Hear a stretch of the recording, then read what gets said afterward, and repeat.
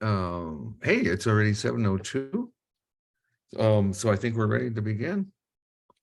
I think we have our all our panelists here. Is Boslough is here, and Professor Hoops is here, and I did see Ted Cloak. There we go. Okay, and I'm Dave Thomas, and this is our first NMSR meeting of 2023, January 2023. And tonight's meeting is a panel to discuss this Netflix documentary that came out last November called Ancient Apocalypse by Graham Hancock. And NMSR has a Graham Hancock page. This is not the first time we have crossed swords with him. Way back in 1996, he helped NBC produce this horrible documentary called Mysterious Origins of Man. And that featured some of Graham Hancock's pseudoscientific archaeology theories. And we called him out on that. And other people, even the creationists, were upset at Mysterious Origins of Man. It was that bad that the young Earth creationists were going off on it. So tonight we've got a pretty awesome panel. We've got John Hoops from KU, who has been just tearing up Twitter by storm with comments about this crockumentary, if you want to call it that. And we've got Mark Boslough, who has been one of our speakers many times, and he is quite knowledgeable about the Younger Dryas and the allegations of a comet impact, and that plays into Graham Hancock's show, especially episode 8. And we've got Ted Cloak, anthropologist, local from UNM. And excuse me, Dave. yes. I want to make it very clear right now that I have never been employed at UNM as an Oh anthropologist. dear. Okay. Yeah, I retired as an analyst programmer in the controller's office in 1993. But I last taught anthropology in 1978, and I've long since given up trying to become part of the formal academic version of it. Okay, but 78 was it at UNM, right? No, I was at State University of New York at Oswego for a year in 1978. Oh, okay. Well, I guess I didn't appreciate that background. Well, thanks for catching us up. Still going to be an interesting night. So, does anybody have any introductory comments? Here's what I thought we would do. I'm going to show just like the last half of the last segment of Ancient Apocalypse. The first half of that segment concerns the scablands, the channeled scablands of Montana, and that's a fascinating subject. And I teach about that in my class on science and pseudoscience. We have a section on age of the Earth. And I go over the channeled scablands because it's an interesting story of how there was a revolt against the uniformitarian hypothesis that everything happens gradually. And this scientist, sort of a lone researcher there in the 20s and 30s, figured out that this and I do want to bring up a picture. So I'm going to share a picture, and we'll just go for the desktop. And now all I have to do is find it in between all the Zoom stuff. And that's mail. And that's a little bit of the background. Oh, Oh yeah, it's there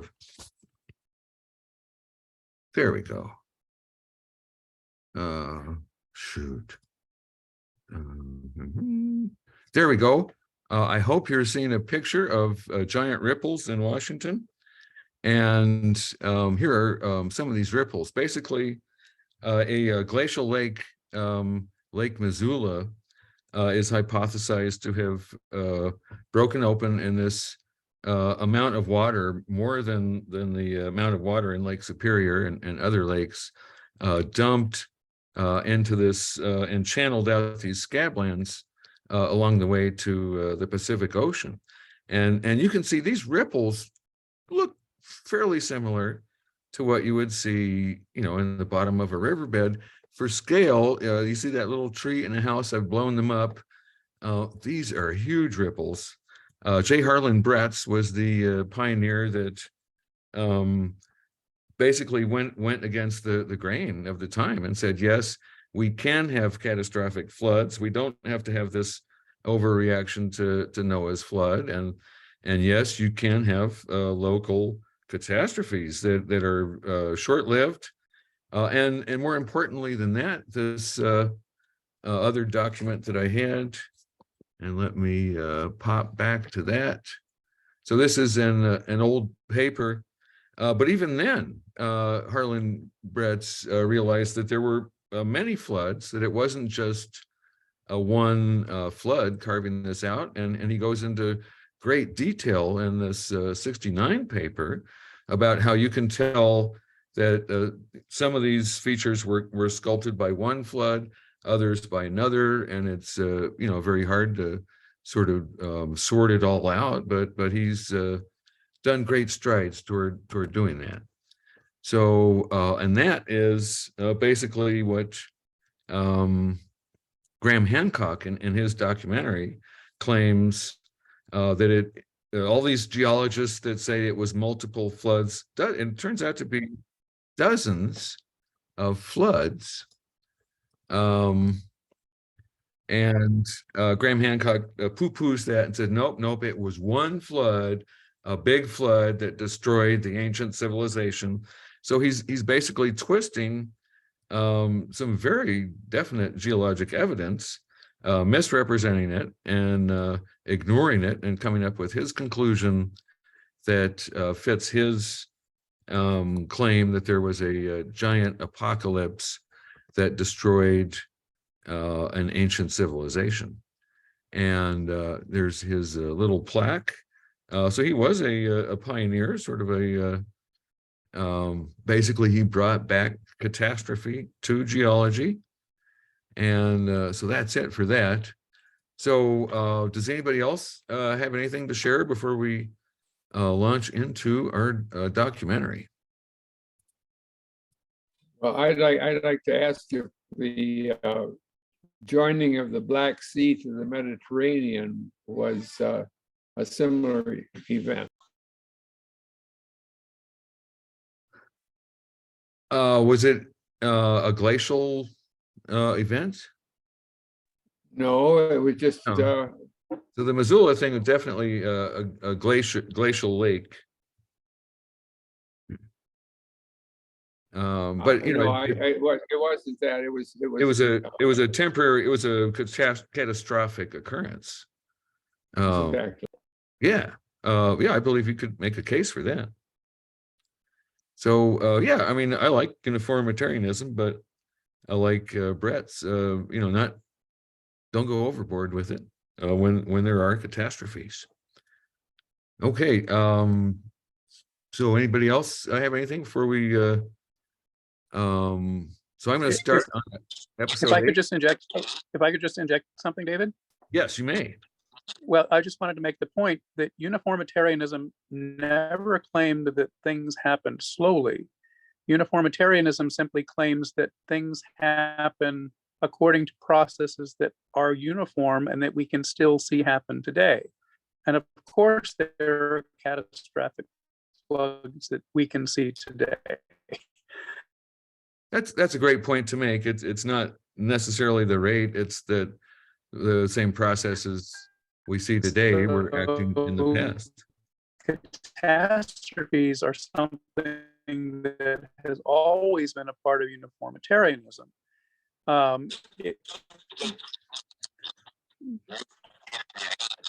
Boy, we're having some trouble with your signal. Correct. It's breaking up a little bit. That's right. And we can see things like dams breaking and floods occurring. So I just wanted to make the point that these types of catastrophes. Oh, sorry about that. We'll see whether it continues. John, you might want to turn off your video, because I think if you have a limited bandwidth, we might be able to hear you, but we lose getting to be able to see you. That's a very good point. Let me know whether I'm coming through better now. Yes, for me it does sound better. Okay, I had a little snafu yesterday, and I don't have the laptop that I thought I would have tonight, so I'm doing this from my cell phone, and I'm also doing it over data over cell instead of Wi-Fi. Oh dear. Okay, well, we appreciate your hanging in there and making do with what you got. So if you get dropped out, I guess try to drop back in. But we appreciate your efforts. I would like to add something to what John just said, if I can. You bet. So John, the way he defines uniformitarianism, I agree with, and it's not inconsistent with catastrophes.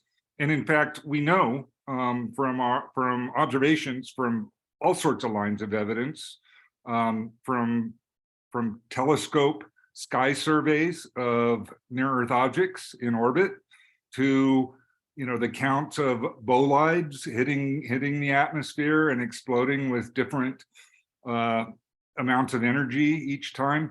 There is a very strong power law distribution in the sizes of impacts that span something like, I don't remember off the top of my head, I remember it being something like 13 orders of magnitude.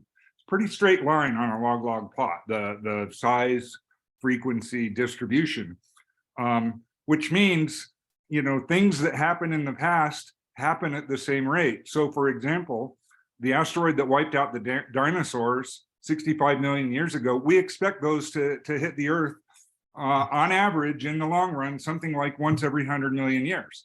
So they're extremely rare, but they happen. And by John, the way John described uniformitarianism, that's uniformitarian. It's like, well, it's always, the rates haven't changed that much. We expect them to hit once every 100 million years or so, and one hit 65 million years ago. We can expect another one probably in the next 100 million years, which means it's really unlikely to get us. And in fact, we know there's nothing on a collision course that's that size, because we'd see it if there was.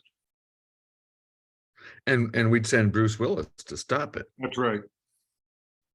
So I think the Hancockians and the Younger Dryas impact hypothesizers, they are stuck in this or they've kind of created the notion that there's still a battle between uniformitarianism and catastrophism, and there's not. We get catastrophes. It's part of the ongoing process of geologic change, including the channeled scablands and the bursting of ice dams. That happens too. It's rare, but it happens. Yep. Including evolution as well. And the origin of life itself. Okay. All righty. Good comments, everybody. So I think I'll start this. We'll get a little bit of the intro, and then I'll skip to the end of the channel scablands for the conclusion of that, and then we'll get right into the Younger Dryas comet impact stuff. Does that sound okay? Oh, alrighty.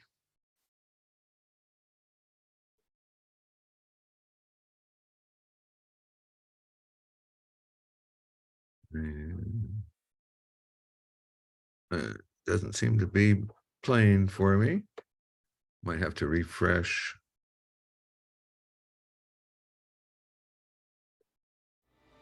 Yeah, here we go.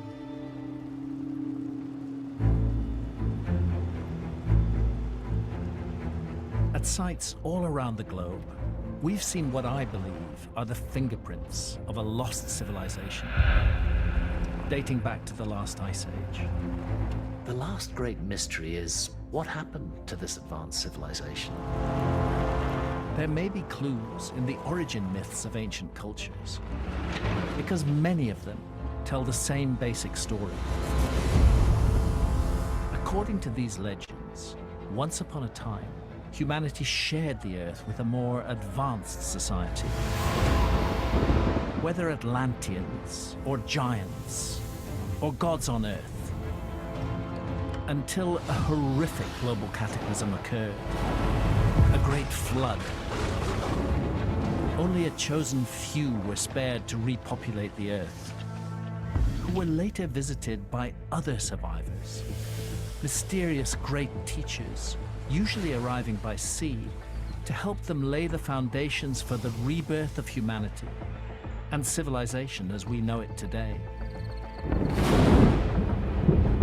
Science now confirms that just such a series of apocalyptic events did occur at the end of the last ice age, around 12,800 years ago. An epoch known to geologists as the Younger Dryas.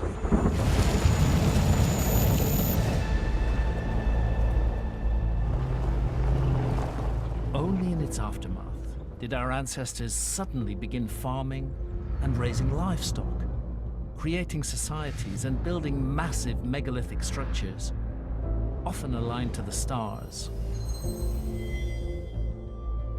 Why then? It's a mystery mainstream archaeologists have no real explanation for, other than, that's just what happened. But I have a radically different proposal. We need to ask ourselves, was that really the dawn of history? Or was the dawn of history long before that?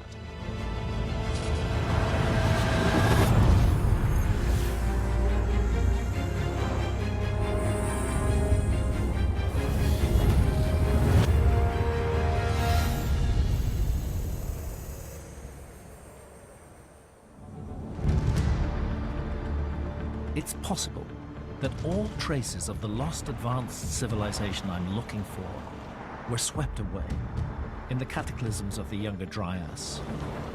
But surely the geological evidence of that apocalyptic moment should still exist. And I believe it does.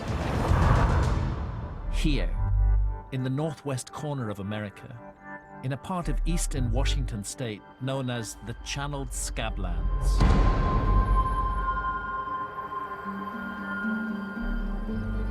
It's a unique, apocalyptic landscape, a spectacular area covering 2,000 square miles. These... So all I'm seeing is letters. I'm Right. That's same with us. it's Found it all. Amateur geologist and author Randall Carlson, who's been Dave, exploring the when you were Scablands fiddling with the slider, we could see a little. yeah, I know. I'm just gonna try a new Netflix window. I think And, that I know when you try to do screenshots of Netflix, you can't. It doesn't let you. they are preventing it. Yeah, I think they're. Yeah, preventing I'm, it, but So we that's can how they see- solved the copyright problem. You can't even do it. Yeah, but Okay. but the thing is there's a little loophole because if you have your cursor on the slider, we can see a little. We can see what So you're showing. you want to just go for that? Okay. Sure. I mean, I think we're getting the That's gist of maybe the it. best we'll do. Yeah. yeah, Netflix, I work for Netflix and we have DRM that's pretty obnoxious for things like this. So when you're playing the actual video, you'll see that, but previews and stuff aren't covered by the DRM.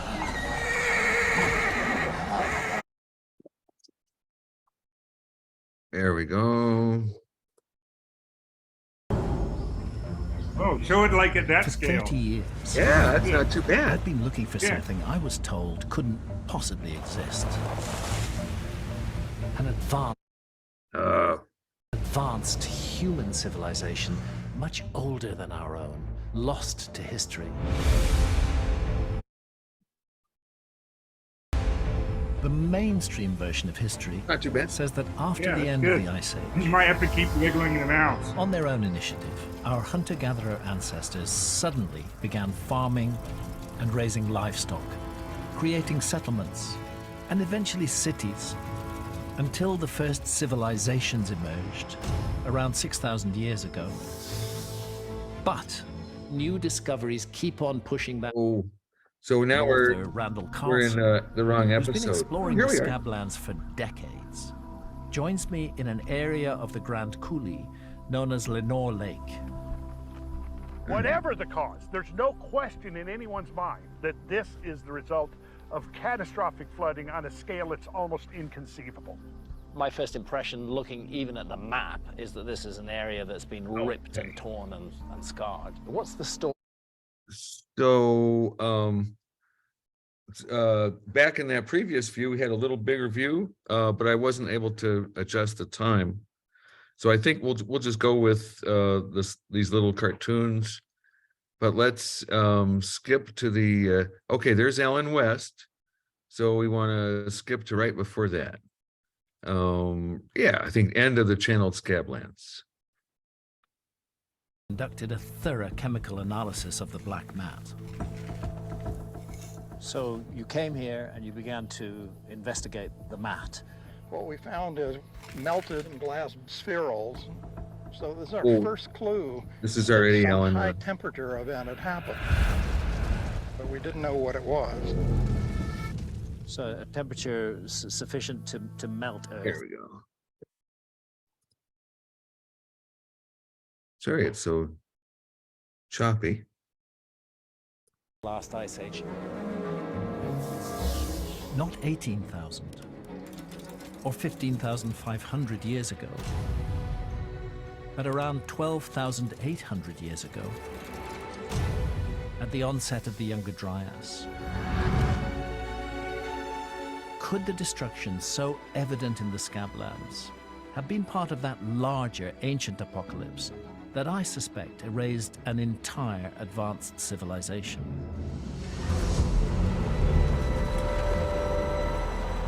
Another scarred landscape of ancient America might hold the final clue.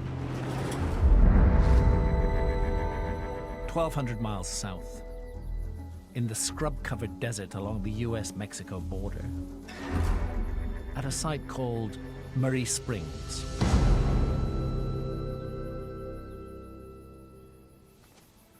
Allen West is a member of an interdisciplinary research group that stunned the scientific community in 2007, publishing a paper about an extraordinary discovery here, in an area of exposed Earth that contains what's known as a black mat.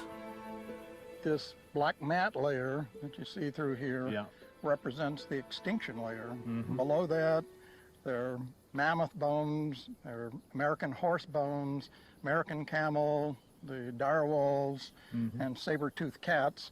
And so far, not a single one of those has been found in place above that layer.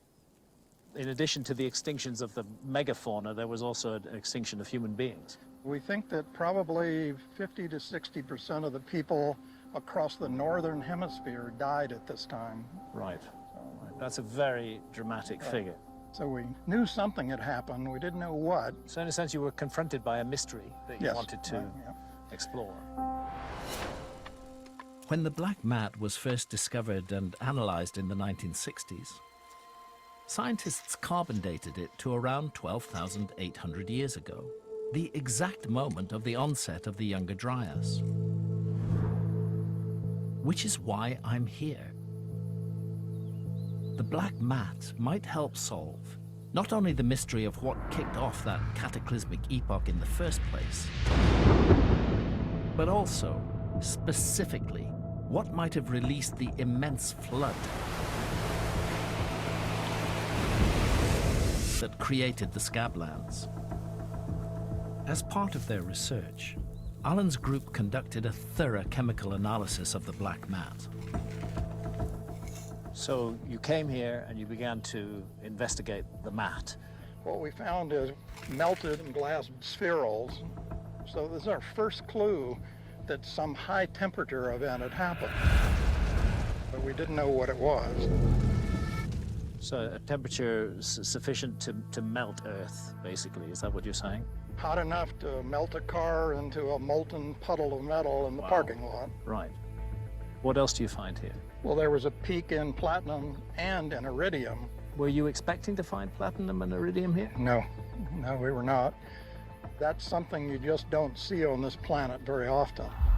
Then we knew that there's only one thing on Earth that can do that, and that's some kind of cosmic impact.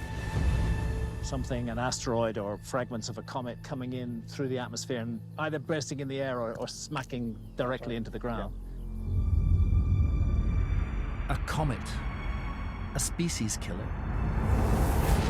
Would that explain the apocalyptic cataclysms that took place at the end of the Younger Dryas? It's happened before, to the dinosaurs. Nobody disputes that it was a cosmic impact, an asteroid or a comet, that caused the demise of the dinosaurs 66 million years ago. That event left a distinct layer in the Earth, which is still visible in certain places today. And a very similar layer is found at Murray Springs. Once Alan's research group realized the implications of the black mat layer at Murray Springs, they launched a painstaking, long-term investigation to see if it showed up anywhere else. And it did. All over the world.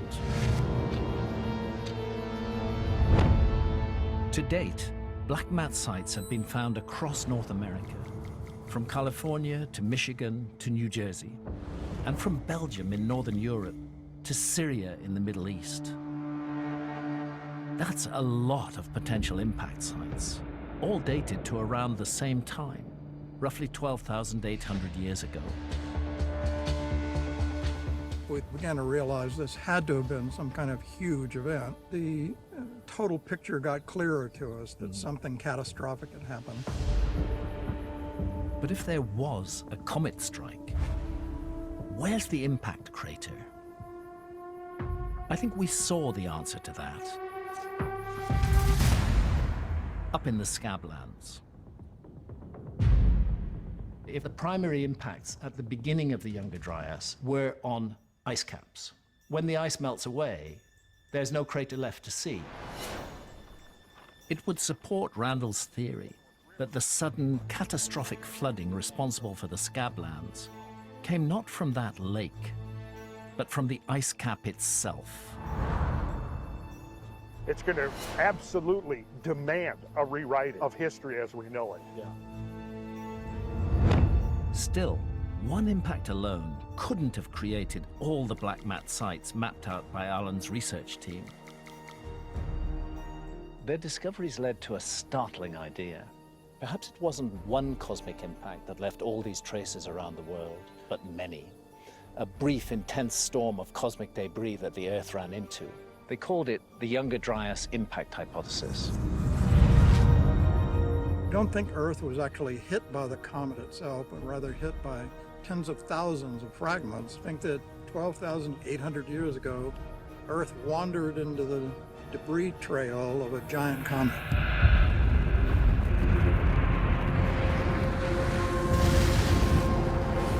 It would have been like thousands of atomic bombs going off in just a few hours. A truly earth-shaking event, releasing water vapor and clouds of dust that would have shrouded the skies, causing temperatures to plunge. Imagine living in Miami and you're enjoying the beach, and suddenly the climate changes to Anchorage, Alaska. Just like overnight, really. Yeah, in a matter of probably months.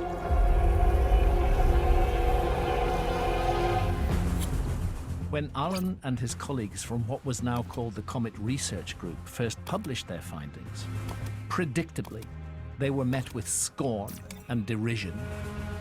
Scientists, unfortunately, are taught to be cynical about things. Skepticism is healthy, cynicism is not. What's even more unsettling about their discovery is the likely origin of that cometary debris, the torrid meteor stream, a patch of sky which the Earth passes through twice a year, in late June and late October. It's estimated there are probably 200 objects with diameters of at least 1 kilometer whirling around in the torrid meteor stream.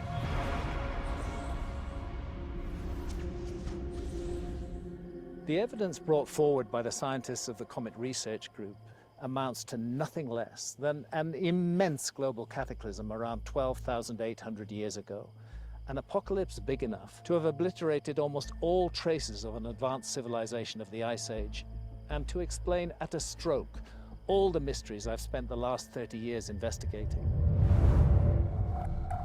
It might be why the ancient civilizations that emerged afterward were so scientifically focused on the skies. This is an area we really need to pay attention to, because there's something dangerous up there, and it can end civilization. At Göbekli Tepe in Turkey, we've already seen how the ancients may have memorialized this apocalypse in stone by recording the constellations in the sky at the time on Pillar 43. But the pillars may contain another coded message that Dr. Martin Sweatman was keen to show me, something that he believes is a record of precisely when and from where the meteor shower came. What you've got here, you've got snakes emanating from the body and the legs of the fox. And if we go onto the other side of the pillar, and again we have the snakes kind of emanating from these birds. Ancient cultures did see comets as sky serpents. There's really no serious dispute about that. We can interpret this as meteors radiating from specific constellations, tall bending birds, probably representing Pisces. Right. And here we have the constellation Aquarius. We think that's what the fox represents. At the time Göbekli Tepe was built, these were the constellations from which the torrid meteor stream radiated. They're essentially saying that the torrid meteor stream radiates from Aquarius and then from Pisces, and it makes that change over the course of a few weeks. A record of a storm of comet fragments that lasted weeks. That's a time frame that fits all the evidence of the global cataclysm that hit Earth 12,800 years ago, including the violent flooding that tore up the Washington Scablands. And there might be more to that specific configuration of sun and constellations featured on Pillar 43. It occurs at a solstice, only twice in a cycle of just under 26,000 years, each return lasting barely a century. I therefore find it eerie, as archaeoastronomer Paul Burley first noted, that the exact same configuration seen at the summer solstice around 12,800 years ago has returned to our skies today at the winter solstice. Could the imagery of Pillar 43 be a message contrived by the master astronomers of a lost civilization? A warning to the future, to us, that what goes around comes around.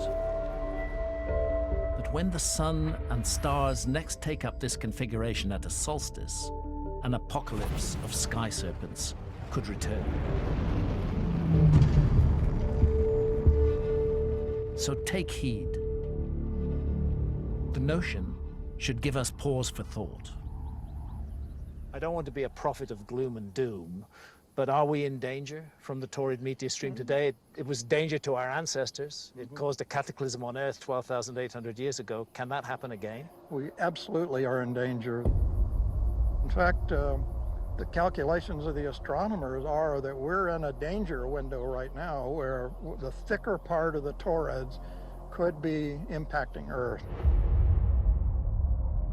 More and more scientists are now embracing the Younger Dryas impact hypothesis. And this accelerating interest is no longer confined to scientists. If something did hit Earth somewhere around 12,000 years ago and reset civilization, it's an interesting theory. But I think it's a theory that's worth discussing. I just feel like there's so much emotion tied up into your theories and so much emotion in the resistance. How does mainstream archaeology dismiss these things? Like, what's the common arguments? The common argument is we are archaeologists and we know best. It's an argument from authority. You must accept our dating system. We've done all the work and this is how it is. It's so strange that people will only accept and talk about one narrative, the narrative that they established a long time ago, and they won't let it be debated. Maybe part of the reason is it threatens the notion that we are the apex and pinnacle of the whole human story. Maybe the notion of a lost civilization in the past raises the uncomfortable question that we might be a lost civilization of the future. If we were to confront a massive global cataclysm of the kind that took place, that we now know took place at the end of the last ice age, I think our civilization would actually be very unlikely to survive it. So it's not hard to imagine that an earlier advanced civilization might have been wiped out, erased from memory during this ancient apocalypse 12,800 years ago. After those Cotis Peninsula or the Grand Bahama Banks. Perhaps in Indonesia, the survivors retreated to the hills, leaving behind tantalizing clues to their sophisticated architecture.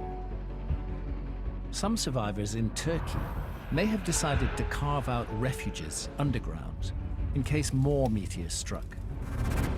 In the Mediterranean, on Malta, the survivors might have built temples aligned to the brightest new star in their night sky, perhaps fearing that it might herald the next comet to strike. They traversed the seas, passing down their geographic knowledge to others. Their appearances recorded in ancient traditions, even etched in stone. They directed less advanced cultures to memorialize what happened, with huge monuments incorporating specific, datable alignments, and megalithic memorials recording those dates, buried as time capsules.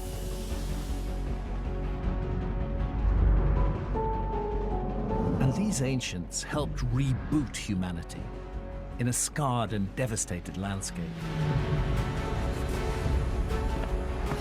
In my travels and adventures over the decades, I've learned to respect the wisdom and, yes, the science of the ancients. They understood the threat from the skies and kept their attention focused very closely on the cosmos and on its sometimes deadly interactions with the earth below.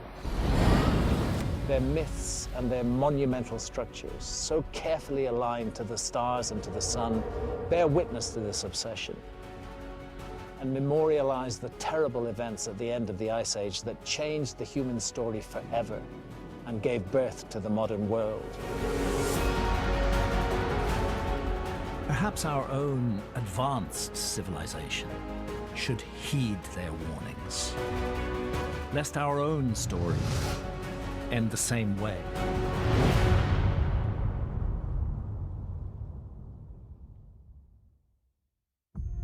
Well, that's it. Oh.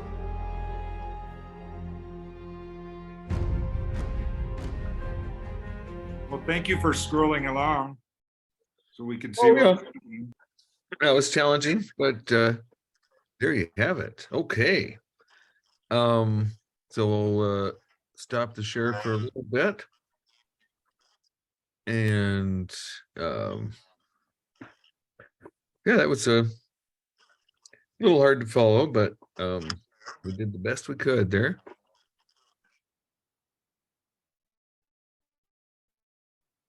All righty. So I've got a video I found last night that sort of counters a lot of that. Is there anybody up for a look at that? It's by David Miano, historian. Say again? Okay. Well, let's let me cue it up. Okay, I don't have it ready quite yet.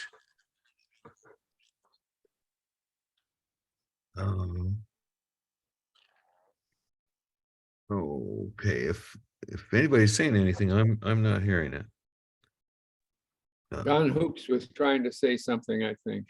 Yeah, we're So you're I was breaking just, up I some. was just going to say that I haven't seen any of David Miano's videos yet, so I'd be curious to see. Yeah, and I really enjoyed it. He had sort of the right combination of debunking of silly nonsense and retaining this sense of awe and mystery, and we don't understand everything, and there are mysteries, and there are details to ponder. We're discovering new things all the time, but so let me cue that up. Okay. And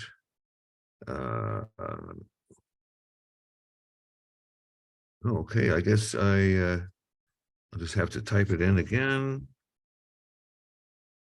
All righty. Meetings. Okay, apocalypse. And okay, so this one is called What Graham Hancock Gets Wrong About Flood Myths. So let me story told my share that. Please. Okay, share. Is Velma Dinkley, and I've decided to finally share the bone-chilling events. For regular videos on ancient cultures and forgotten civilizations, please subscribe. I ran across a talk by Graham Hancock, and in his presentation he made some interesting claims relating to flood stories from around the world, and how they line up with a series of events that took place at the end of the last ice age, some 12,000 years ago.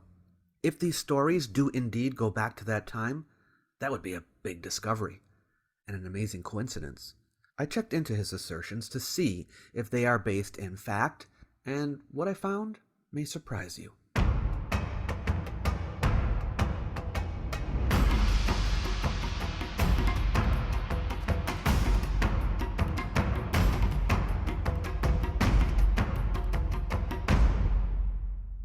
Welcome to the Myths of Ancient History series, which looks at popular misinformation on YouTube and the internet. This time around, we're going to be looking at some statements made by Graham Hancock. Hancock, as you may know, is an author of many books in the alternative ancient history niche. In fact, he's probably the most successful of all those making a living from this subject. Over the years, he has written so many fascinating and controversial claims about ancient history that I most certainly cannot address them all in one video. In this one, I'm going to focus on a specific set of claims he has made about a great deluge, which he believes occurred some 12,000 years ago, and which he connects to the world's flood myths. Let's take a look at part of a public presentation he gave, which can be found in the video Graham Hancock, Atlantis, and the Great World Flood, which appears on the Ancient TV channel. So there's our familiar map of the world with its familiar contours. But if you go back to the last glacial maximum 21,000 odd years ago, the world really does look quite different. Just to bring you up to speed, the last glacial maximum is the most recent period of time that the Earth's ice sheets were at their maximum extent. It ran from about 31,000 to 16,000 years ago. It was about 6 degrees Celsius colder, or 11 degrees Fahrenheit colder, on average back then. When the temp is colder and there's more ice, the sea level is lower. For example, there was no Red Sea. It was all dry land. Nor was there any Arabian Gulf. It was all dry land as well. Australia was a much vaster continent than it is today. And Southeast Asia now an archipelago of islands and the Malaysian peninsula, was at that time a giant continent-sized landmass. All of the coastlines of the world were extended much further than they are today. I'm not so sure there was no Red Sea at all, but yes, there definitely was more land back then. Now, why is Hancock making this point? The now submerged land is, for him, the location of possible lost cities. And altogether, 27 million square kilometers, that's about 10 million square miles of land, went under the ocean when the sea levels rose. That's roughly the equivalent of the size of Europe and China added together. Okay, so here he's emphasizing how much submerged land there is. How he got the figure of 27 million square kilometers, I don't know, but he seems to be talking about the amount of land that was exposed at the peak of the last glacial maximum compared to today. But why would he be doing that? If we wanted to calculate the area of land that lost cities destroyed in a flood 12,000 years ago could have been sitting on, we would compare the sea level at the time just before this flood with the sea level at the time just after. And I can guarantee you that it would have been far less area than the figure he's giving you, because the sea level has continued to rise until today. So I would classify his statement about 27 million square kilometers as misleading. Now, although the meltdown did take place over 10,000 years, there were within it 3 or 4 major episodes of flooding when you could, in some cases, get as much as a 30-foot rise in sea level pretty much overnight. These major episodes he's talking about are called meltwater pulses. They refer to periods of time when ice was melting at a more rapid rate than normal. Meltwater Pulse 1A, Meltwater Pulse 1B, and Meltwater Pulse 1C. Meltwater Pulse 1C occurred about 8,000 years ago, long after the time that Hancock presumes a great deluge to have occurred, so it can be set aside as not applicable. I investigated, and it turns out that in neither of the other pulses was there a 30-foot rise in sea level overnight. Let's take a closer look. Meltwater Pulse 1A occurred around 14,600 years ago, when the sea level rose between 16 and 25 meters. But this was over several centuries. The rate of sea level rise was 40 to 60 millimeters per year.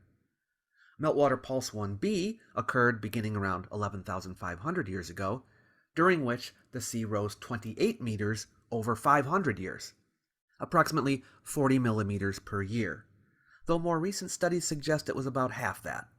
It is clear that Hancock's claim of 30 feet overnight is unsupported by evidence. Now you have to consider what a 30-foot overnight rise in sea level would do to our civilization today if it were to happen.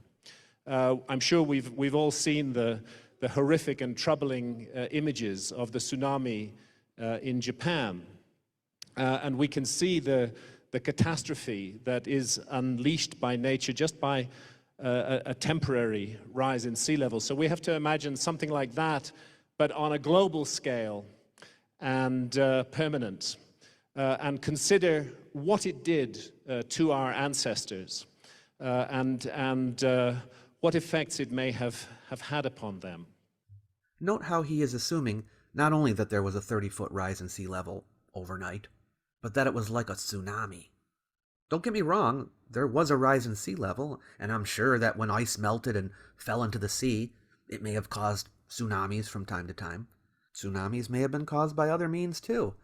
But while a slow sea level rise would have been global, tsunamis are not a global phenomenon, and they are not permanent. After a tsunami, the sea level returns to where it was. So his comments here are misleading. I don't believe it's an accident that there are more than 2,000 flood myths pretty much all around the world. Memories of a gigantic global flood that almost wiped out mankind. When he speaks of 2,000 flood myths, he can only be referring to every single version out there, which includes versions of the same flood myth, such as every time an ancient writer repeats the Greek story of the flood of Deucalion, or repeats the Mesopotamian flood story. There are not 2,000 different flood myths. I think that's worth clarifying. And flood myths are not from every part of the world. Japan has none, Central Asia has none, Northern Europe had none before the Greeks and Romans got there.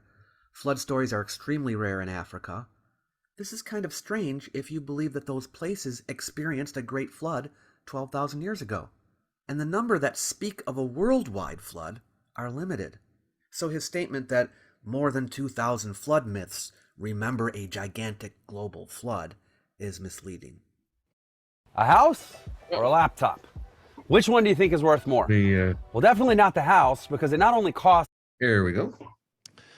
Most archaeologists and historians are not very impressed with flood myths, and they take the view that these were little local events, perhaps a river flooded its banks, little local events which were then elaborated out by our superstitious ancestors who imagined it was a global flood. But I find that a completely unnecessary explanation, since we know that there was gigantic global flooding during the 10,000 years at the end of the Ice Age. And it seems to me highly probable that the world's legacy of flood myths are a memory of what happened at the end of the Ice Age.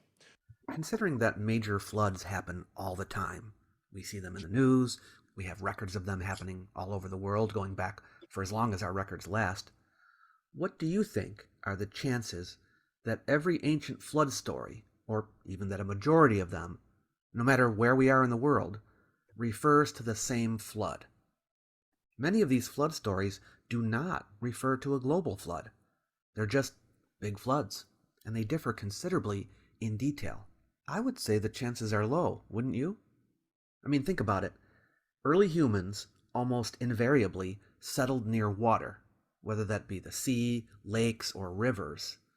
People who live near water are bound to experience floods, and probably fairly often. This happens even in modern times.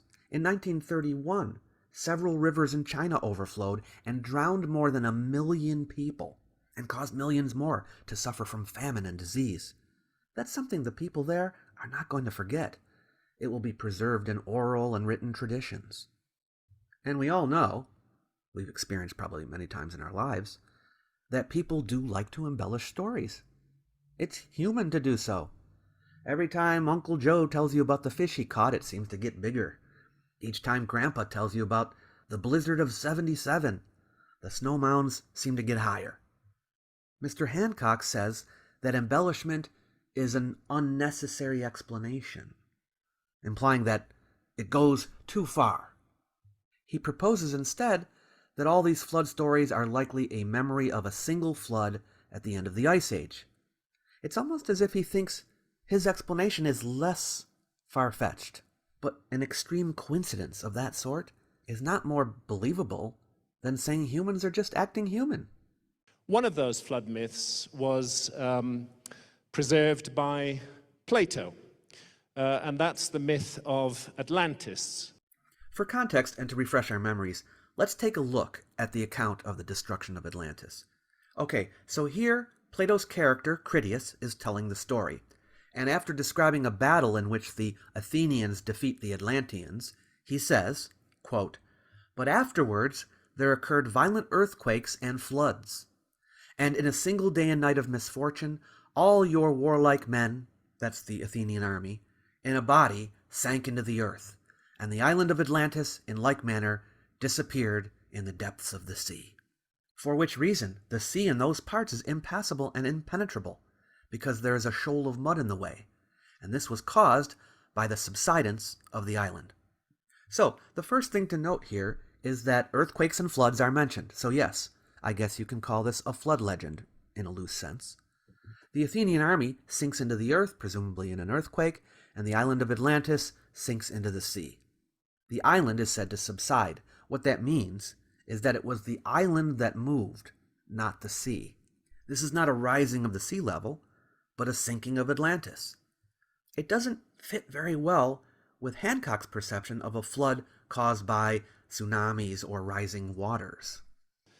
He said he got it through his family line from the Greek lawmaker Solon, who had visited Egypt and had been told in Egypt of the existence of a high civilization in deep antiquity that had been destroyed in a global flood accompanied by tremendous earthquakes and volcanic activities.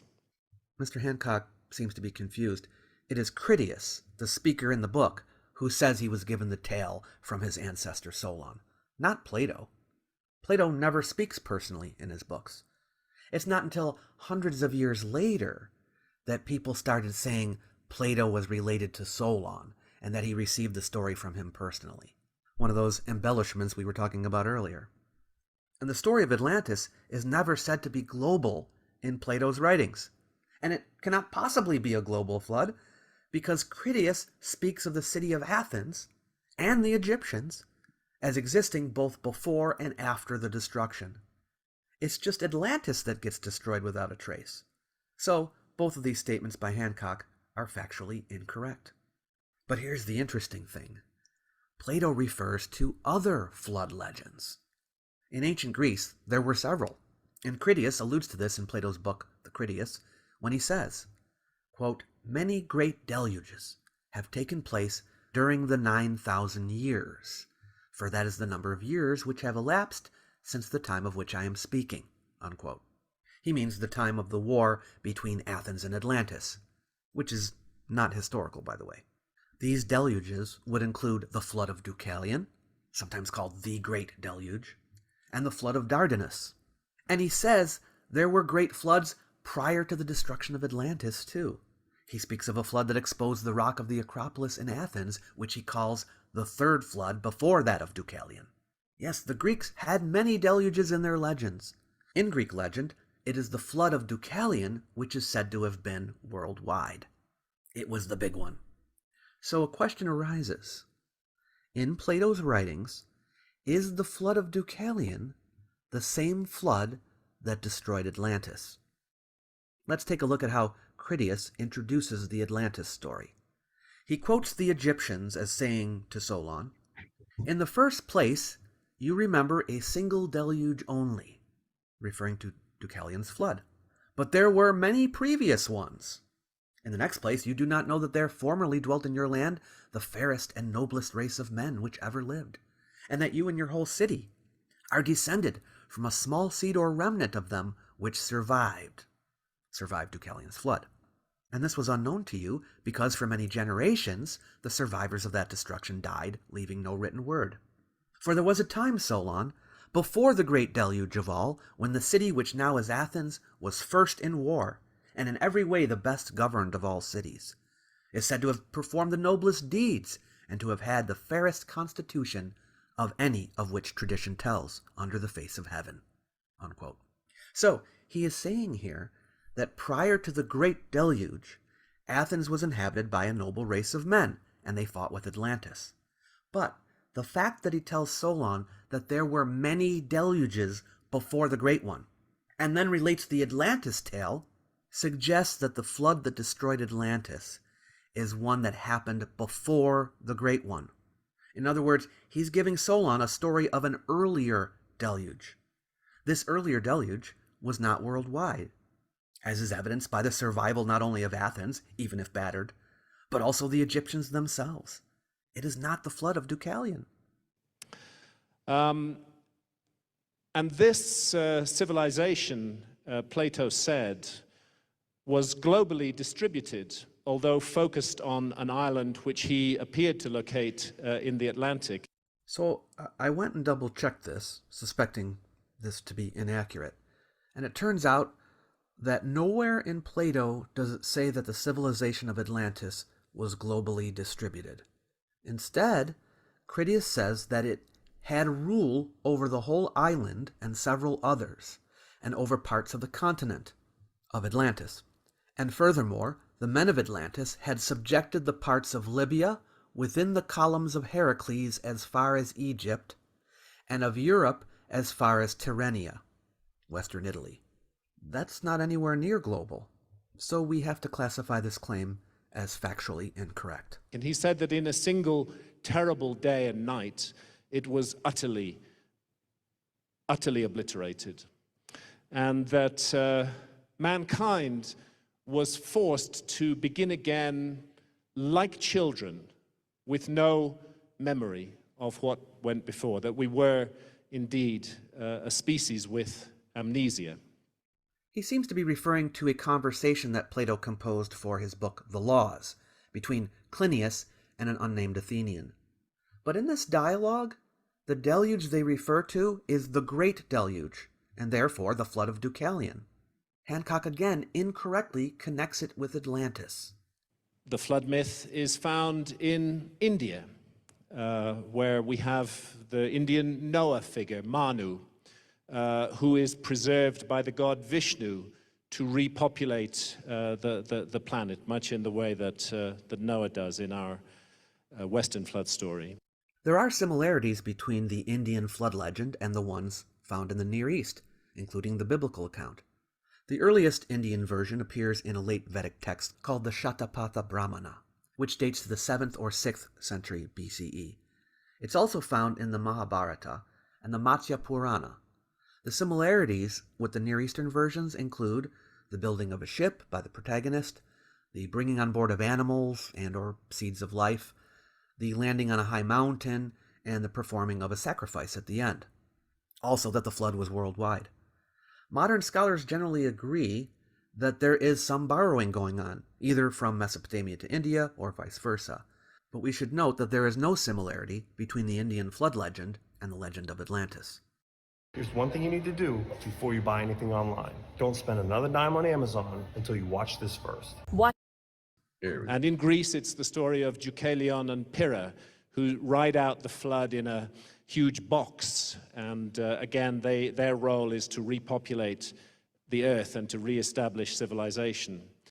What is interesting about the flood legend of Deucalion and his wife Pyrrha is that in the earliest extant versions, such as we find in Plato, it is said that Deucalion and Pyrrha survived a destructive deluge, but there's no mention of it being a worldwide flood or of them building a boat or a chest to survive it, bringing animals on board and landing on a mountain, until Roman times. Those features were put into the story later, after the Bible had been translated into Greek and the story of Noah was well known to the Greeks. So that raises the possibility that the Greco-Roman legend was influenced by the biblical account in later times. In other words, the Deucalion legend, in its later forms, cannot be said to be a wholly independent tradition. Similar stories have come down from the ancient Maya, who spoke of cyclical destructions and rebirths of the earth, and indeed the Aztec civilization as well. We have a similar phenomenon going on with the Maya flood myths as we have with Greece. All of our extant accounts of Maya flood myths come from a time after Christian missionaries began their work in Mesoamerica, teaching the Maya the Bible. In fact, a number of the Maya flood stories have clear biblical references in them. It is probably true that there were earlier versions of Maya flood myths that preceded the ones we currently know about, but their similarity to the biblical account then would have been minimal, the main story simply being that the gods destroyed people in a flood during the time of creation. That's about it. This image, which Hancock displays in his presentation, is supposed to be of an ancient Maya stone frieze. It's not a photo, but a drawing in a modern Maya revival art style, not seen on ancient Maya monuments. It first appeared in a book on Atlantis by Robert Stacy Judd, who was himself an illustrator. Not only has the frieze never been seen by anyone, but this picture of it is the only one in existence. It's safe to conclude it came from Stacy Judd's imagination. And of course, we all know the Noah story from the Bible. Now, it's well accepted by scholars that the Noah story is simply a later recension of an earlier story that came from Sumer, from Mesopotamia, the land that we now call Iraq. And that story is the epic of Gilgamesh. Scholars are of the opinion not that the biblical version drew directly from the Epic of Gilgamesh, but that both go back to an earlier source. All of the stories about a great deluge in the Near East share common features. In Mesopotamia, we have the Sumerian versions featuring Ziud-Sera, recorded in the 18th and 17th centuries BCE, and the Assyrian and Babylonian version preserved in the 11th tablet of the Epic of Gilgamesh, featuring Utnapishtim. We also have an alternate Assyro-Babylonian version starring Atrahasis. Then there's a version told by Berosus, a 3rd century BCE Babylonian priest, which is based on some of these earlier traditions. The similarities show that there is a relation between them. But while 3 specific regions of the world, namely the Near East, South Asia, and Classical Greece, which neighbored each other, have flood stories that share a unique set of features, it would be incorrect to say, as it is often said, that all flood stories of the world are similar, or have much in common. Sometimes in these stories, the deluge is described simply as a first stage in the creation of the world. Sometimes a god sends a flood in order to destroy the first race of humans, or to punish some animal for its misbehavior. Or the flood may be sent without any reason at all. And humans try to save their lives in different ways, climbing up mountains or trees, floating on the water in a hollow pumpkin or in a wooden box. There are plenty of versions and combinations of various motifs and themes, many of these natural products of the human psyche. And it seems quite clear that the reason why the Near East, India, and Greece share similar flood stories is because of influence between them, that is, oral or literary influence. Stories were passed between the peoples in the area. They cannot be said to be independent witnesses to a specific event, which is what Mr. Hancock is suggesting they are. And therefore it's interesting, I think, to look at what happened in the Arabian Gulf, the region from which the Epic of Gilgamesh comes, to look at what happened in the Arabian Gulf at the end of the Ice Age. This, of course, is the Gulf today, and this is how it looked during the last Ice Age. That is not an inlet of the sea there. That is a large river system combining the streams of the Tigris and the Euphrates, which had a series of very fertile lakes running along its length, all of which was flooded in one gigantic incident approximately 12,000 years ago. So I'm not at all surprised that a powerful memory of a cataclysmic flood is preserved in the Epic of Gilgamesh. I can't help but note how Hancock looks here at a map of the sea level 12,000 years ago and assumes it was caused by a cataclysm, when all we are looking at is the sea level, which rose to this position gradually over time. There is no evidence for a gigantic incident in the Arabian Gulf at that time, at least none that I've been able to find. If you can find evidence for a cataclysm in the Arabian Gulf at that time, please let me know. Until then, I have to identify his statement as unsupported by evidence. Same is true with the Aborigines of Australia. We can see Australia today and Australia as it looked during the last Ice Age. Clearly, a huge amount of land has been swallowed up by the sea, and Aborigine myths remember this time and speak of a great flood serpent that ate up the land. The Australian flood myths bear little resemblance to any of the other flood myths of the world, and no resemblance at all to the Atlantis legend. So I can see no justification for assuming it refers to the same event as any of the others. We have to ask ourselves, how can we determine whether it is more likely that the world's flood legends all go back to a single event, or that they are based on different floods that have occurred through history? If there are significant and unique features of the stories that tie them together, then we could say that they go back to a common source, whether that be an event or a literary or oral source. How many significant and unique features do the flood legends around the world have? Destruction by water is not a unique enough feature, because for any major flood event, you'd have that, no matter where you are in the world or when it was. This will feature in 100% of cases. The sparing of human life also is not unique enough, because if everybody died, there would be no one left to tell the tale. Every flood story by necessity must have survivors. How about divine causation. Since in ancient times, every natural disaster of any kind was attributed to the work of the gods, this is not a unique or special feature of the story either. Without those features, destruction by water, the existence of survivors, and divine causation, we can no longer say that the flood stories around the world are linked, because I have found that there are no other features that tie them all together. There are a number of them that describe a flood as worldwide, but this is rarer than you think. And when it is part of the story of the creation of the world, as in the Maya tradition, it's to be expected. There are some that depict survivors having used a waterborne vessel, but this also is more uncommon than you think. Plus, it is also hardly surprising. How many different ways are there to survive a flood? In a few tales, survivors climb up to higher ground, or they take refuge in treetops. And as you might expect, in a few, they use something that floats. The flood stories that do share some unique features that tie them together come from areas in contact with one another. The stories were being shared.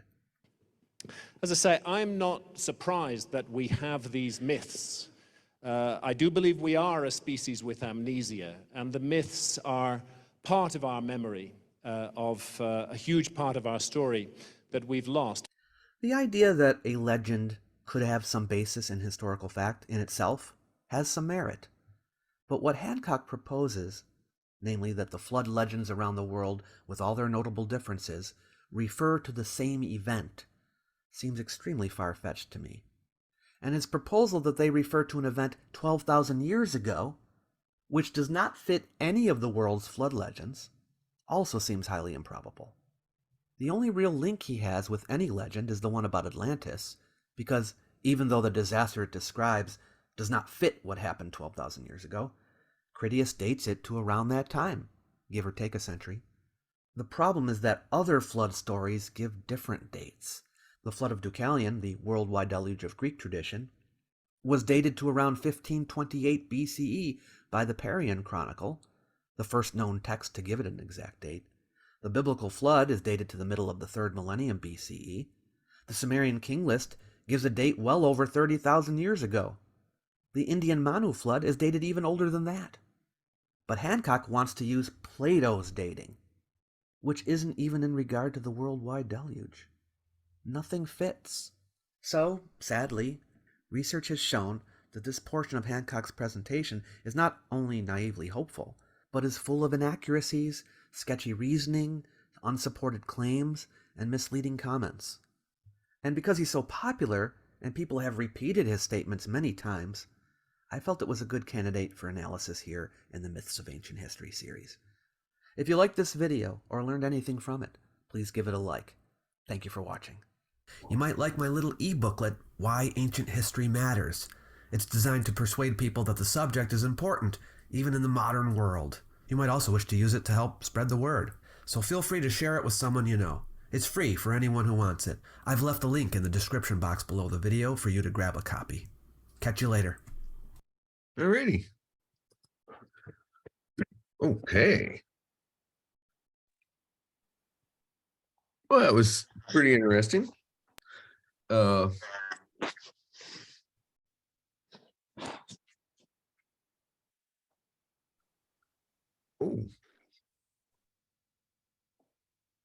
I really like how he brought in the Atlantis. We had a speaker on Atlantis who a couple of years ago who tied it in with Mycenae and made a good case that there may have been a local event, but certainly it was nothing that the Egyptians were talking about, or the Chinese, or the Mayans.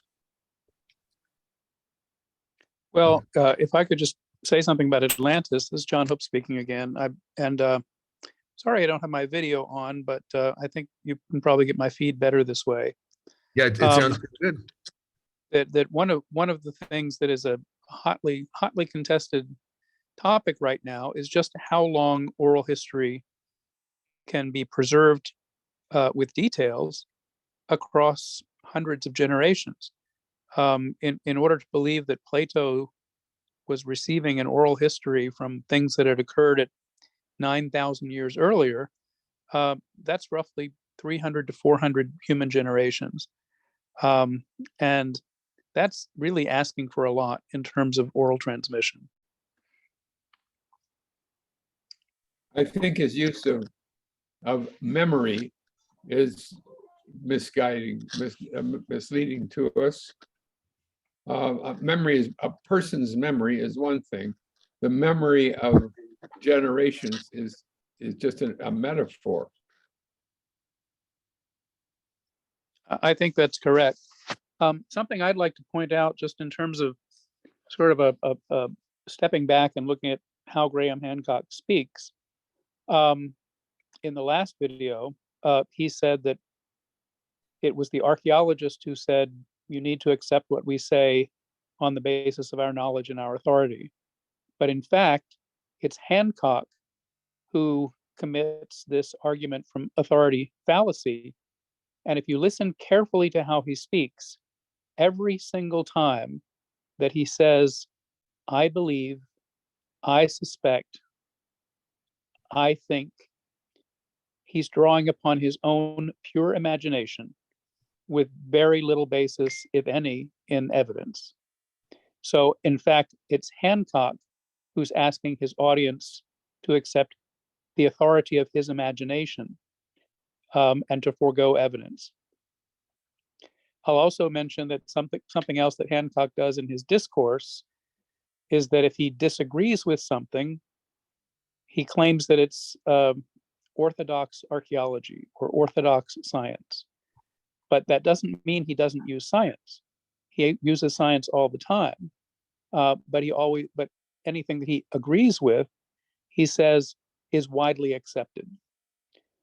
So it's very important to pay careful attention to how it is that he's using language, not just how he's not using evidence or how he's misleading, but how his language itself is resulting in his audience indulging in logical fallacies. Great point.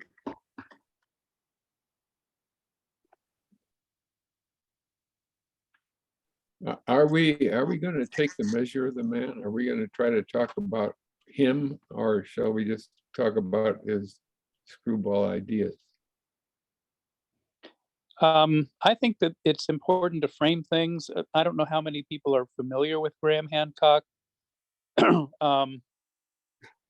He's been publishing this type of stuff since 1992.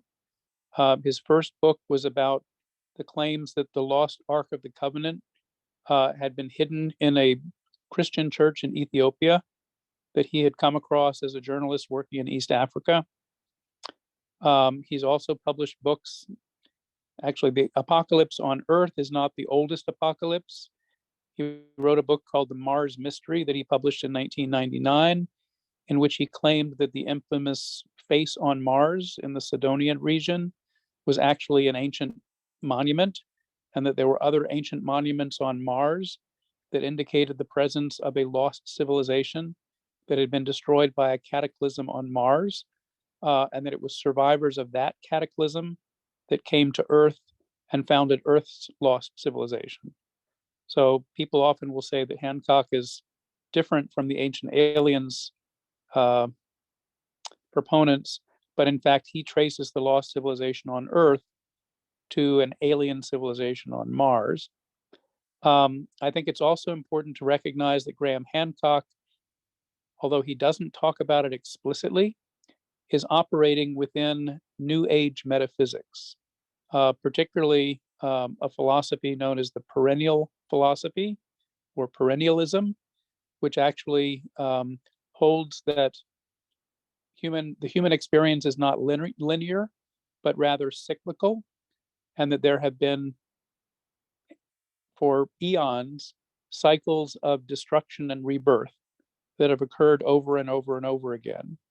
And part of what Hancock is doing is fitting his interpretation to a perennialist cosmology that includes past destructions, multiple ones, as well as rebirths and renewals, and will include a destruction that comes in the future, presumably followed by a new age.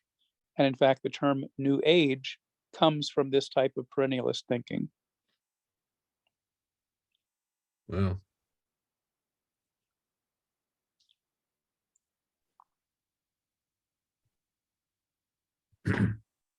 So just a couple points I wanted to make to frame things a little bit. Great points. Yeah, Hancock is incredibly successful as an author. But one of the encouraging things I see is that people are looking at more than just Hancock's shows, and they're finding things like David Miano's articles, and so I think there are it's not just a deluge of people believing in Hancock. I think the ability of the internet to publicize ideas like that is working against Hancock in some ways. Maybe not as well as we'd like to see, but I certainly hope there is some sentiment for promoting a more rational explanation for these events.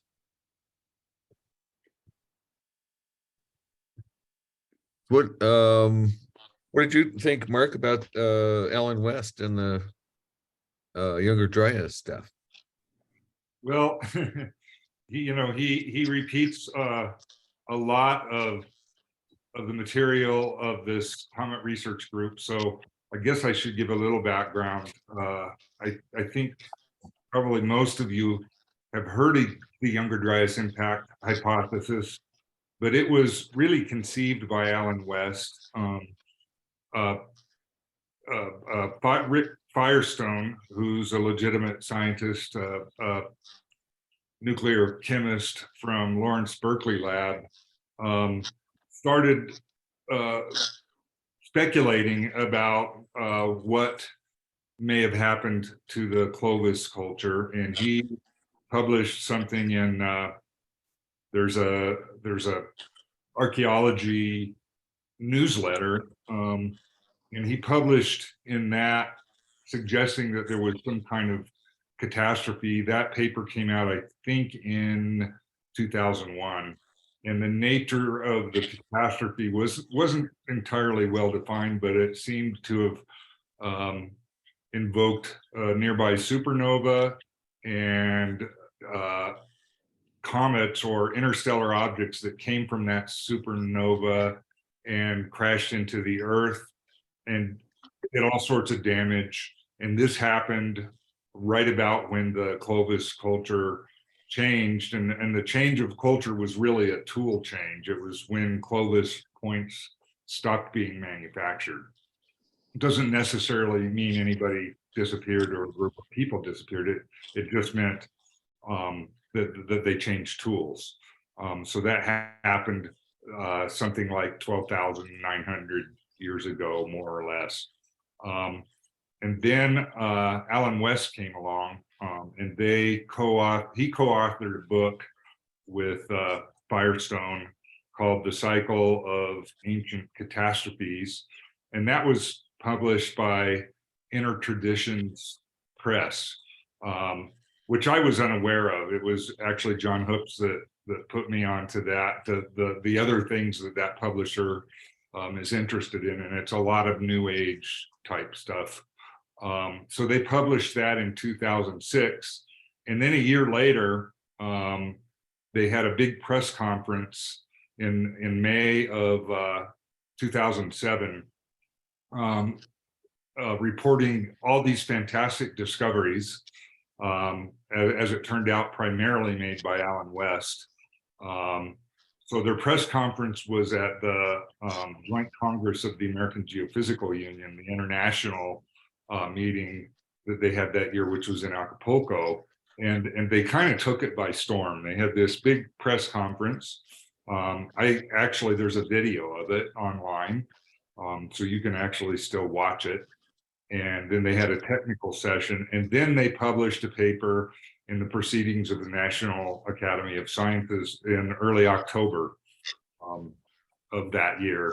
And I first heard about it shortly after the May 2007 press conference, because there was a story by Nature, the journal Nature has a lot of journalists, and there was one journalist who covered the US West Coast Earth Science Beat. That's how many journalists they have. They specialize that much.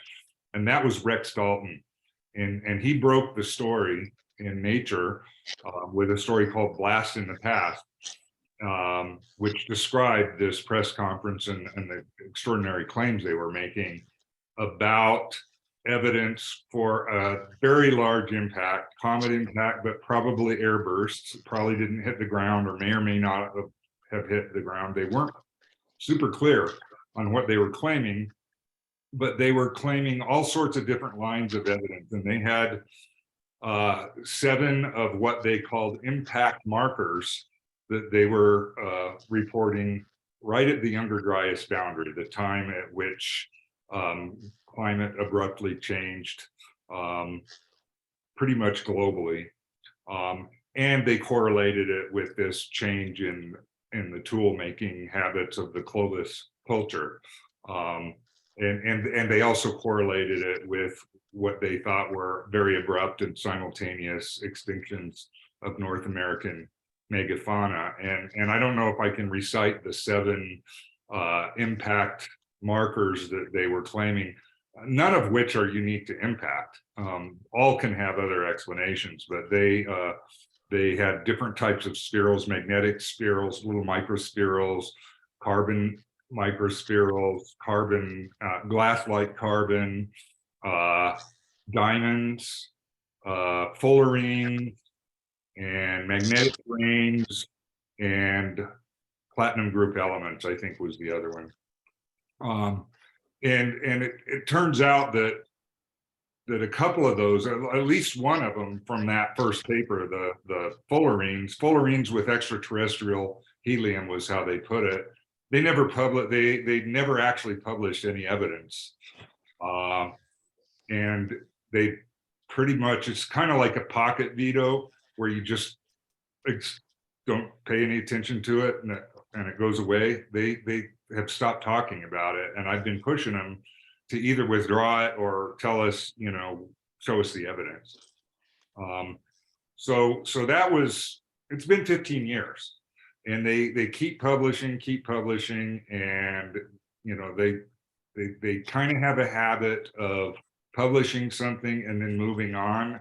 And there was a big discovery, for example, for a documentary. There was a Nova that I was the token skeptic. It was filmed in the fall of 2008, and it was broadcast in 2009, March of 2009. And for that broadcast, they made this fantastic discovery of nanodiamonds in the Greenland ice sheet. They ran an expedition up to Greenland, found what they claimed was the Younger Dryas boundary, took ice samples, sent them to Alan West. He prepared them in the lab. They took them to UC Santa Barbara and did PEM measurements and discovered these nanodiamonds, published it in 2010, and have never gone back. And I mean, they went back to Greenland the next year, but they never published anything else. And I've been trying to get them to provide raw data for that, and they haven't complied. So there's kind of a history of them discovering things and then not following up. That's one of the big problems from my point of view. So I actually precipitated a debate, the first debate between skeptics and proponents of the Younger Dryas impact hypothesis, and that was in the summer of 2008 at the Pecos Conference of Southwest Archaeology. It was held in Flagstaff that year, and there were 3 skeptics: me, Carolyn Shoemaker, who was the primary discoverer of Comet Shoemaker-Levy 9, wife of the famous Gene Shoemaker, who was really the first to definitively prove that Meteor Crater, Arizona, and Reese Crater in Bavaria were unambiguously impact craters. So she had good impact cred. And then John McCone, Arizona State University guy who collaborated with Bob Dietz, who was another early proponent of terrestrial impacts. And the other two were Alan West. The proponents were Alan West and Ted Bunch. And one of the things I remember from that debate was they kind of took a fairly hostile attitude towards the skeptics. And in fact, Bunch referred to us as cynics. He didn't want to use the word skeptic. He gestured at us and said, well, I'm going to ask the cynics on the other side of the table this. And I had to explain, no, we're not cynics. And, we don't, we aren't suspicious of your motives. We just disagree with you. And so I remembered that very clearly, that exchange. And so when Graham Hancock was interviewing West at Murray Springs, at the Black Mat, and Alan West answers, scientists are taught to be cynics, or scientists are taught to be cynical. It was an echo of what his debate partner had said 14, 15, almost 15 years ago in Flagstaff. And it's like, where does he get that? Where do they get this? I mean, he hopefully knows the difference between cynicism and skepticism. And then some of his claims. So he claimed specifically, I think, tens of thousands of objects. They've never gotten any, they made some pretty extraordinary claims, but I don't think they've ever claimed that in a peer-reviewed paper. And then there was a claim, I don't remember if Hancock or West said this, something like 200 objects, kilometer-sized comet fragments in the Taurid swarm. That's pretty extreme. They've never published that as far as I know. And it's clearly not true, because there are surveys, there are astronomical surveys for planetary defense. And we haven't discovered everything, but we've discovered the vast majority, well over 90% of the objects, near-Earth objects that are a kilometer in diameter or greater. We wouldn't miss those if they were in the Taurid swarm, which is it's a hypothetical resonance. It's an orbital resonance in a 7:2 ratio. So the Taurids come around twice every 7 times the Earth goes around. So every 7 years, they cross the swarm would cross, but it doesn't necessarily cross at the same point the Earth is in its orbit. So the claim is that every so often it lines up when the Taurids cross the Earth's orbit. And there is some evidence that there are objects that are in a resonance, but nothing big, nothing catastrophic, because we would see those. There are telescopes looking for these sorts of things. And there was a good observational opportunity in the summer of 19, and nothing was reported. So there's really not much to the Younger Dryas impact hypothesis other than hypothesizing and claims of evidence that they won't show us. Thanks, Mark. Do you know anything about this black mat that they were talking about on the Netflix show that appears all over the world? They said at 10,000. Yeah. So the black mat. I mean, the Younger Dryas impact folks tend to try to claim that it is it was deposited simultaneous, so it's like a stratigraphic boundary, and it's not. There are black mats. They're all over the Southwest, and they do appear around that time. They're associated with swampy, boggy, areas, and they didn't all form at the same time.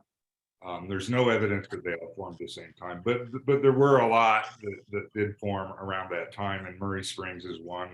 There's one at the Clovis site, Blackwater Draw. But the thing is, Mark, they claim that they all formed around the same time, but then when they're challenged on that, they stretch out the impacts over several centuries in order to explain that in fact they didn't form at the same time.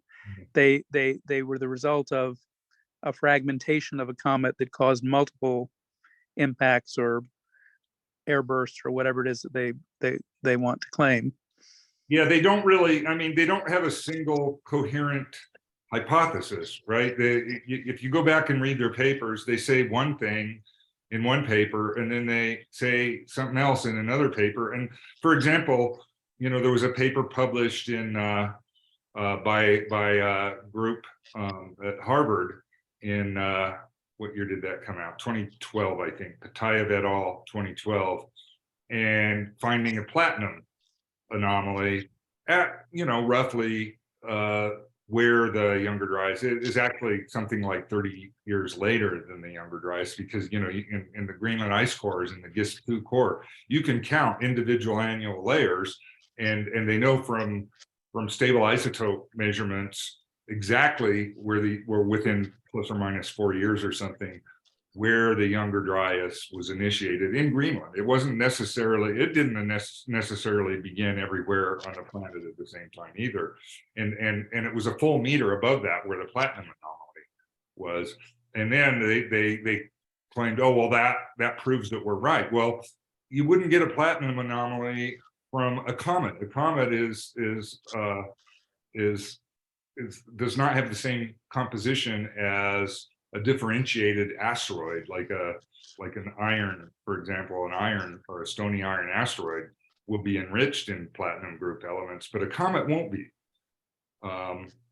And so then they said, well, it's some kind of impact, and that's probably true. Or it may be true that the platinum anomaly came from some kind of impact, but it could have come from a very small local one. It's that platinum anomaly is not necessarily the same as platinum anomalies that are found elsewhere in sediments that aren't well dated. And so that could have been a local, much smaller object like the Cape York meteorite, which was found in Greenland and fell around that time.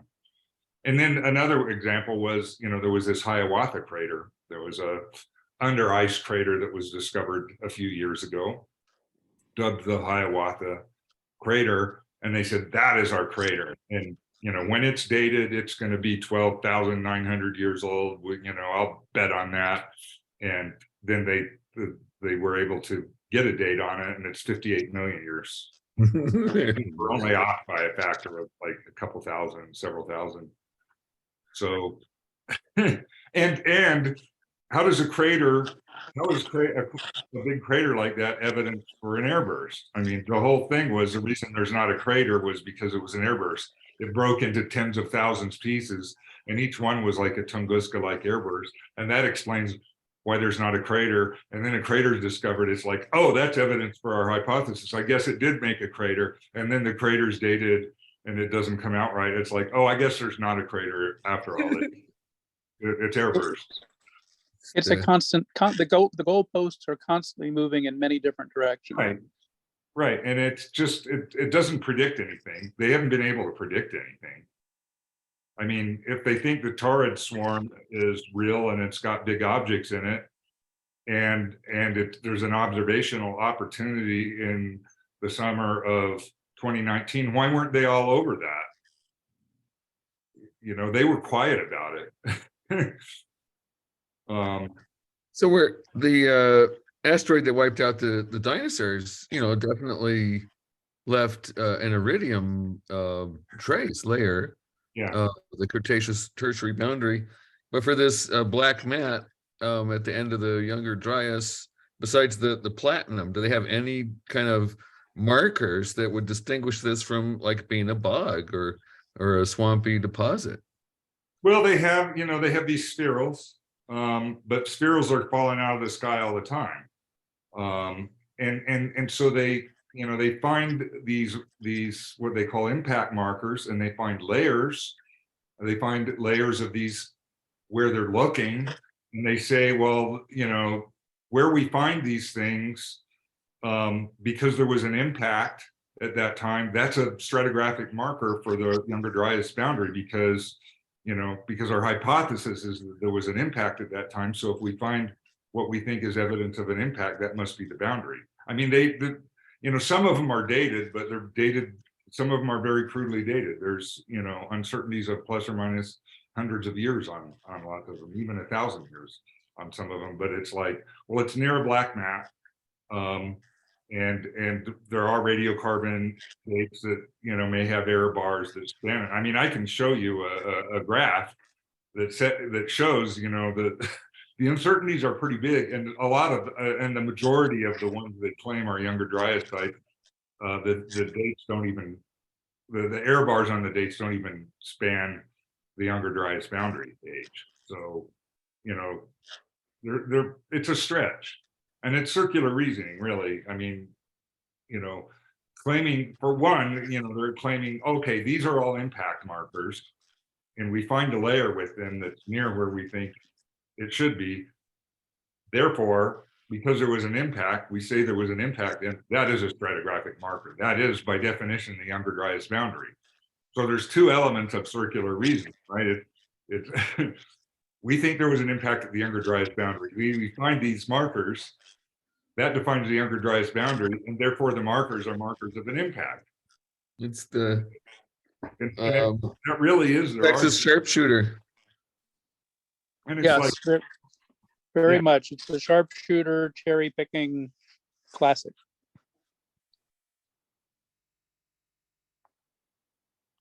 And it's very much like, David Miano was talking about the floods.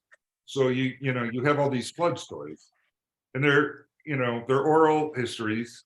And a good example to think about oral history of floods is think about the first half of the 20th century. Okay, we've got the 1900 Galveston flood, killed thousands of people, worst natural disaster, I think, still in US history. And there was a spiritual that somebody wrote and started singing called "Wasn't That a Mighty Flood?" They sang it in black churches in, that part of Texas, a reference to the flood. That's oral history. That got passed down. Nobody necessarily even knows who wrote it, and it got embellished. And then it was brought back during the folk revival in the 60s. And, Tom Rush and others sang it. They added lyrics, they changed the words, that's one or two generations. It already changed. 1927, there was another big flood. And there were lots of songs written about that. Lonnie Johnson, the bluesman, Delta bluesman, wrote a song called something about, when the levee broke. And then there was another big flood in 1937, the Ohio-Mississippi flood, another one of the worst flood disasters in US history. And you probably heard Johnny Cash's song, 5 Feet High and Rising.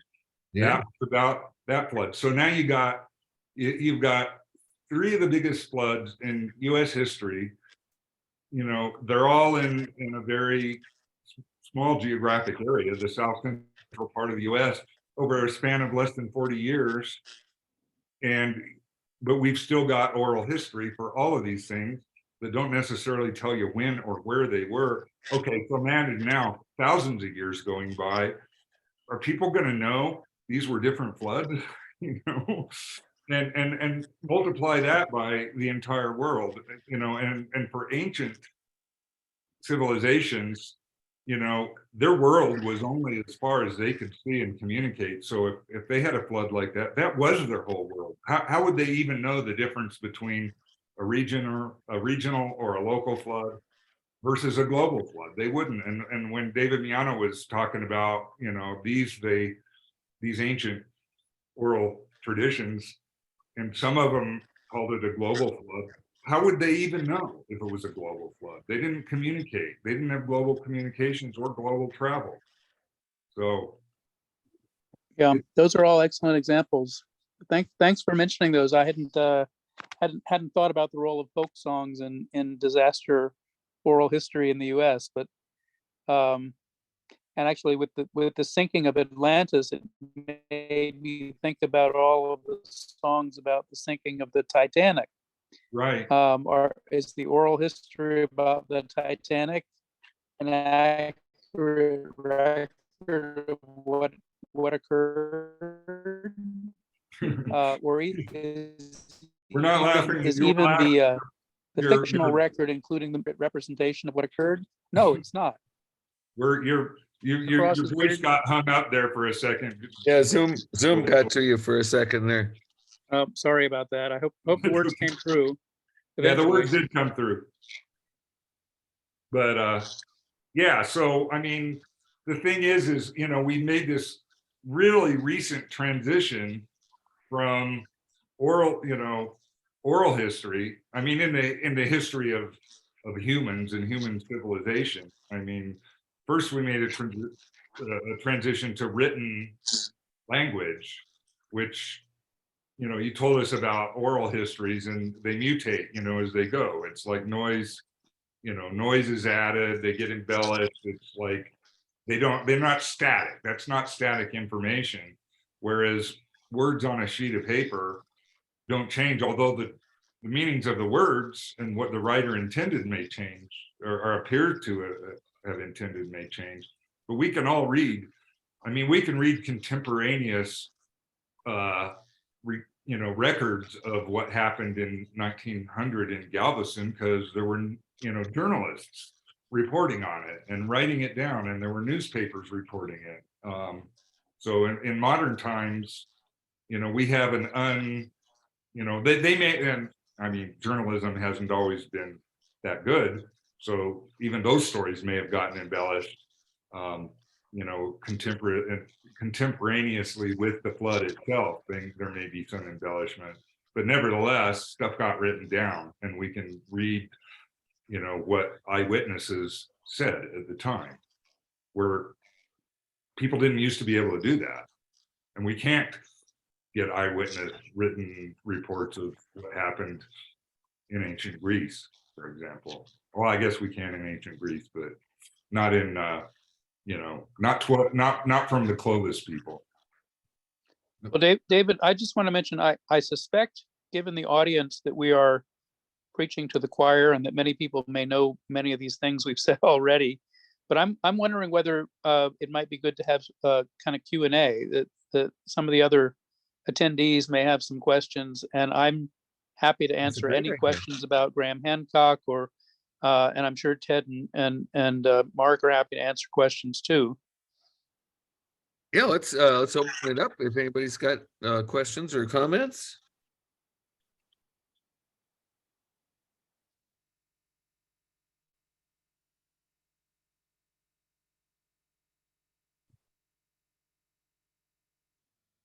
Looks like Sylvia's trying to.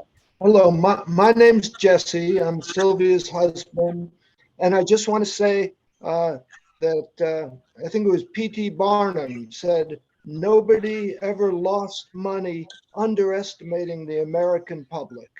So same kind of thing. and you guys are great. Thank you. Nice. Thanks. I think that's quite true. Something else that I've been quoting P.T. Barnum on is that he's also pointed out that there's no such thing as bad publicity. And one of the questions that's come up is whether we are putting more money into Graham Hancock's pocket by even giving attention to these issues, which are patently ridiculous. In fact, I'm beginning to lose my patience with the flood of bullshit that comes from Graham Hancock, because that's just what it is. It's filled with logical fallacies, misrepresentations, and lies. He knows what the reality is, and what he says is different from reality. And that's a global flood. Hey, you're reminding me of an recent ex-president. I think that's quite true.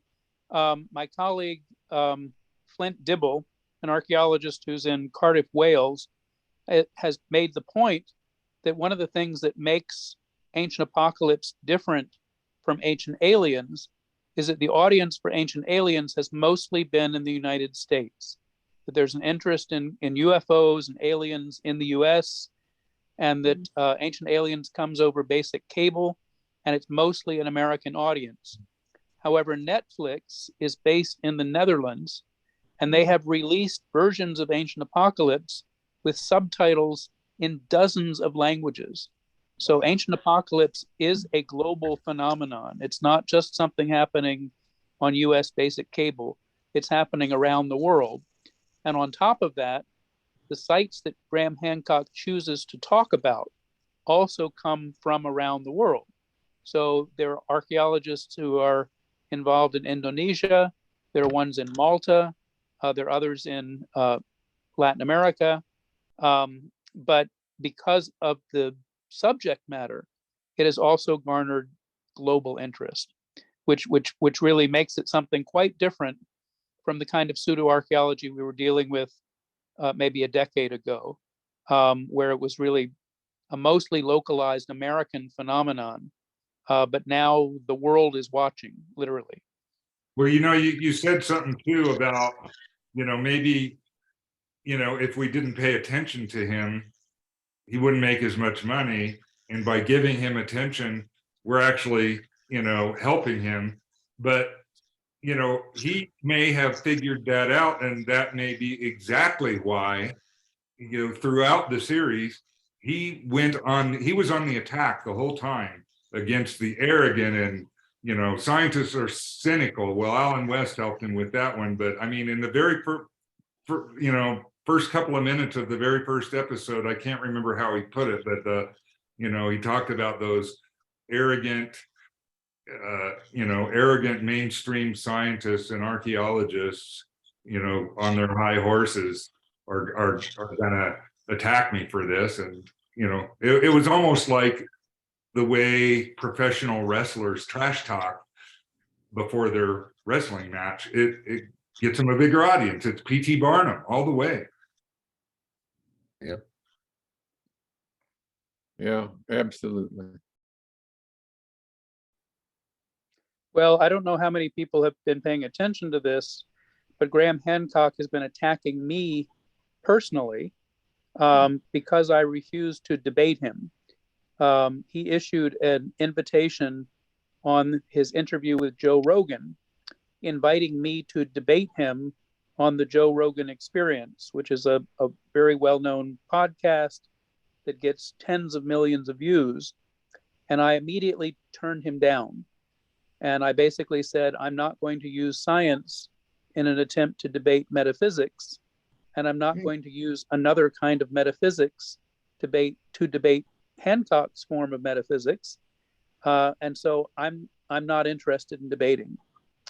And he used that against me now as a PR ploy to say that, to publicly say that I am a coward and that I should debate him face to face, and that I should come on Joe Rogan, and that I am the only archaeologist that he will debate, which has now upset many of my colleagues because that was basically a disrespect of them.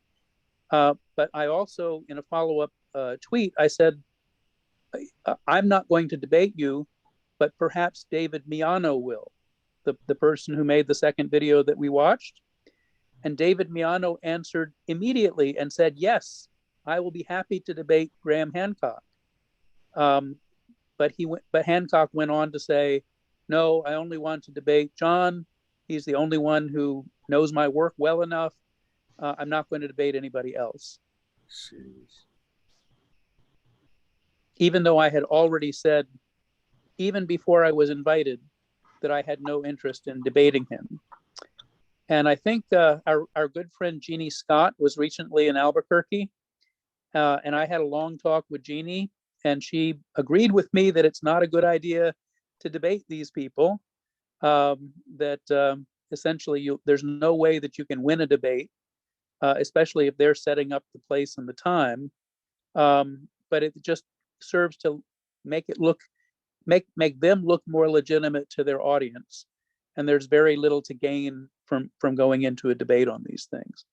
I think Mark probably agrees with me on this, but you've actually had some experience debating at least the Younger Dryas Impact people. Yeah, I mean, that was less of a media debate. I mean, we've actually come together, I think, 3 times in various forums. But those were all in more or less scientific venues. So it wasn't one of these pseudoscience type debates. Well, and it definitely it wasn't the Joe Rogan experience. No, it wasn't anything like that. But I agree with Jeannie. And speaking of Jeannie, she was just here, and she told us that you are going to be the featured speaker for Bay Area skeptics, and I don't remember if it's in February or March, but it's pretty. It's early March. Early March. Okay, so I think Dave, maybe you can put a note about that in NMSR reports or something. Sure. Yeah, if I can get the info, I'll sure help distribute it. Yeah, because I'd like to see that. When about 10 years ago, it seems like Ken Ham wanted to debate Bill Nye, the science guy, who accepted, and people like Richard Dawkins were saying, no, don't elevate the creationists by giving them a platform to look credible. But a couple decades ago, NMSR was challenged to a debate by our local Young Earth creationist group in New Mexico, and we had an internet debate. We said, well, we're not afraid to debate you, but we're not gonna have one of these like Joe Rogan type shows where there's little room for facts and a lot of room for sarcasm. So we got them to agree to an internet debate where we each posted essays, and each group posted both groups' essays, and that was an interesting exchange. Our copy of the essays is still at NMSR. The creationists, after a couple of years, they vanished their postings because they wanted to move on. But that's how we handled that one without giving them the public platform to use ridicule and satire. It's about 9 o'clock. So does anybody have any final comments? It's been a fascinating session. I appreciate all our panelists' thoughtful comments. I'd invite anybody who's interested to follow me on Twitter. I think Mark has moved on to Mastodon, but I'm hanging on Twitter at least until it disappears. And I'm following you. Yeah, I haven't fully moved to Mastodon yet. I mean, I've got accounts on both. I kind of backed off on tweeting for a while to see what happens, but I'm still on there. I'm just appalled by the dreck that Elon Musk posts, though. Man. Well, unfortunately, I think that has created a context that has made the pseudoscientists even more bold, and has gotten them an even bigger audience, especially because all of that is being tolerated. And I think, someone alluded to our former president. There's no question that the current political climate, which is one that is actually giving platform to liars in Congress, of pseudoscience and pseudoarchaeology, in a variety of different subjects. Yep. Yeah, like climate change. Well, I've enjoyed this very much, and as the elder citizen here, I think I've got to go. Thank you all.